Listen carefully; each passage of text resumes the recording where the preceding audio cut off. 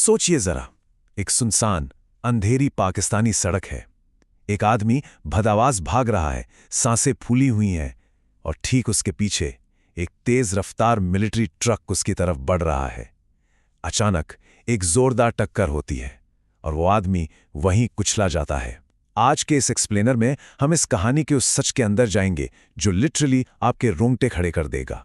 लेकिन पता है सबसे हैरान करने वाली बात क्या थी? उस ट्रक के स्टीयरिंग व्हील पर कोई पेशेवर अपराधी या कोई गुंडा नहीं था। वो एक नाजुक सी भारत की बेटी थी, रॉ की एक टॉप सीक्रेट एजेंट।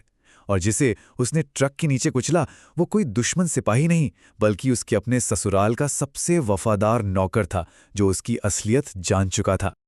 अब आप भी यही सोच रहे होंगे ना कि आखिर एक आम सी कॉलेज जाने वाली लड़की एक पाकिस्तानी ब्रिगेडियर के घर में कत्ल क्यों कर रही थी? ऐसा क्या हुआ होगा? चलिए जासूसी और बलिदान की एक ऐसी सच्ची कहानी को डिकोड करते हैं जो किसी भी थ्रिलर फिल्म को पीछे छोड़ दे। अ फादर्स डाइंग रिक्वेस्ट। कहानी शुरू होती है 1971 से, जब दोनों देशों के बीच युद्ध के बादल मंडरा रहे थे। और इस सबके ठीक बीच में थे कश्मीर के एक बिजनेसमैन हिदायत खान। सब कुछ कितनी जल्दी बदला, इसका अंदाजा आप इस टाइमलाइन से लगाइए। एक आम कॉलेज स्टूडेंट जिसकी सगाई हो चुकी है, अपनी आगे की लाइफ प्लान कर रही है।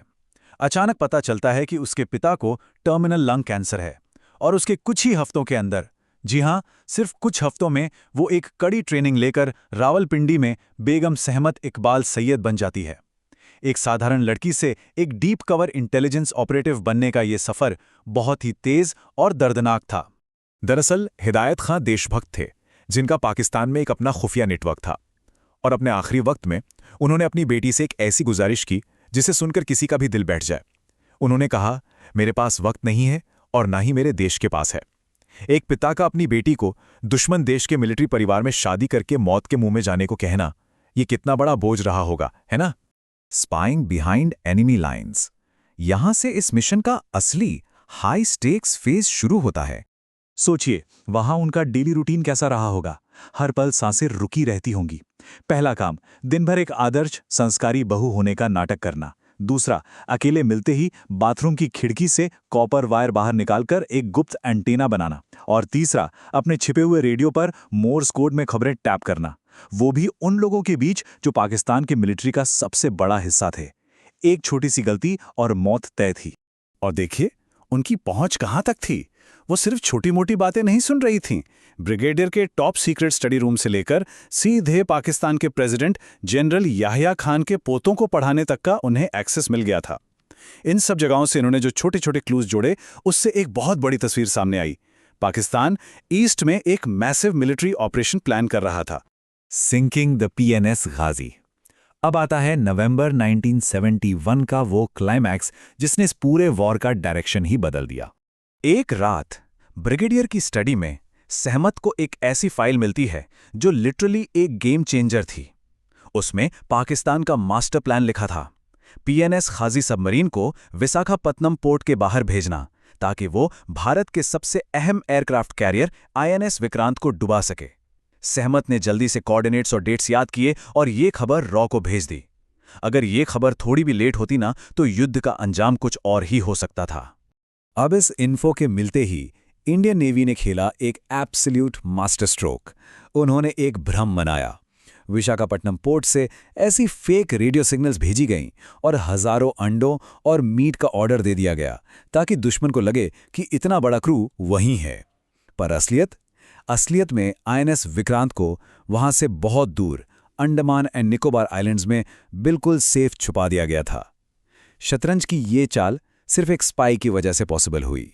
और इसका नतीजा क्या निकला? 3 दिसंबर 1971 को INS राजपूत ने अपने सोनार पर एक भारी ऑब्जेक्ट डिटेक्ट किया।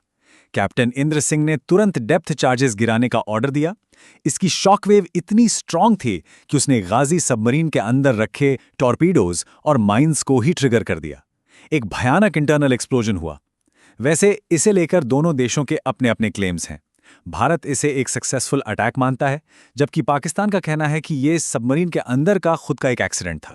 लेकिन इस सब के बीच 93, इस नंबर पे ध्यान देना जरूरी है। ये उन सभी क्रू मेंबर्स की संख्या है जिन्होंने PNS गाजी पर उस रात अपनी जान गंवाई। जियोपॉलिटिक्स और वॉर्स की कहानियों में हम अक्सर इंसानी कीमत भूल जाते हैं। ये वही भयानक कीमत थी, द कॉस्ट ऑफ एस्पियोनेज।